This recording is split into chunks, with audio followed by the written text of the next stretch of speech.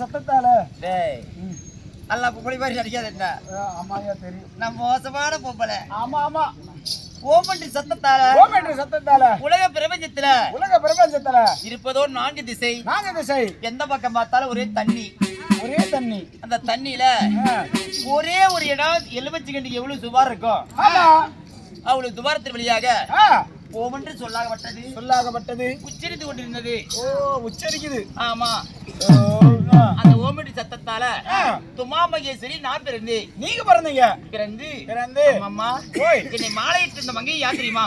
மாலையிட்ட மங்கையா? வெள்ளிங்கிரிவாசன் முக்கன் படைத்த பரமேஸ்வரன் அவரை மாலையிட்டு நான் 2 பிள்ளைகளுக்கு தாயானே. 2 பிள்ளைக்கு? ஆமாடி. சரி, யாரு? சூரபத்மன், தாண்டுகோபன், சிங்கமகாசுரன் சொல்லப்பட்ட அசுரனெல்லாம் ஒலிக்க பிறந்த அடியே சரவண பொய்கையில அது கார்த்திகேயன் பிறந்தான். கார்த்திகேயன்? ஆமா. என்னாட்டமே? ஆமா ஆமா, ஒன்னாட்டமே தான். என்னாட்டம் அழகா? ஆறு கேளு. அப்படி சரவண பொய்கையில கார்த்திகேயன் பிறந்தான்.